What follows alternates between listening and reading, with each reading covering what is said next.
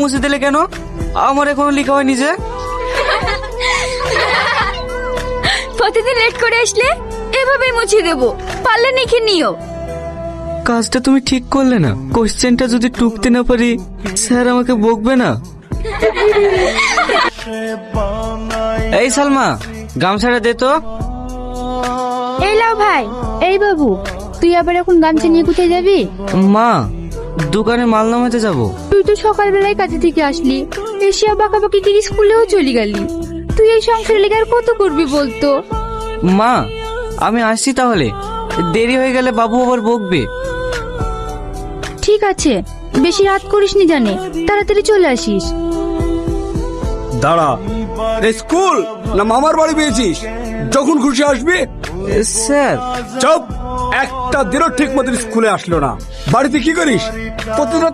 Sir, প্রতিদিন কাজ করে তারপরে আমাকে স্কুলে আসতে হয়। আমার আব্বা নেই তো। কেন, তোর আব্বা কোথায় গেছে? আমার আব্বা মারা গেছে। সমস্ত সংসারের দায়িত্ব আমার। বাড়িতে বিদারি বোন। আমি যদি কাজ না করি সংসারটা কিভাবে চলবে স্যার? তো একটা বইও নেই, পড়াশোনা কিভাবে করিস? আপনি যেটা বোর্ডে লিখে দিয়ে যান সেই সবটাই আমি খাতায় টুকে নিয়ে রাতে বাড়ি গিয়ে পড়াশোনা করি।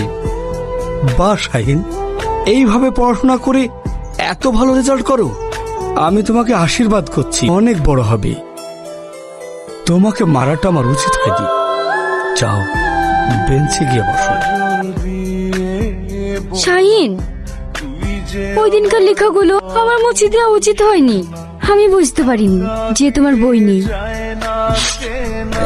না না, ঠিক আছে। গরিবকে দেখে তো সবাই মস্করা করে, তুমি বা করবে না কেন? না শাহিন, বিশ্বাস করো, আমি বুঝতে পারিনি। জানো শ্রাবণী, গরিবদের কোনো স্বপ্ন দেখতে নেই, সেই স্বপ্নটা মুকুলেই ঝরে যায়। না শাহিন, তোমার স্বপ্নের কোনোদিনই ভাঙবে না। ওই দিনকার নোটগুলো আমার কাছে লেখা আছে। এই নাও, তুমি লিখে নিও। আর এই বইগুলো তোমার জন্য কিনেছি। কিন্তু তুমি। না, ধরো তো। তোমার মতো ভালো ছাত্র আমাদের স্কুলে কি আর দুটো আছে? এবার আরো ভালো করে পড়াশোনা করবে, দেখবে তুমি অনেক বড় হবে।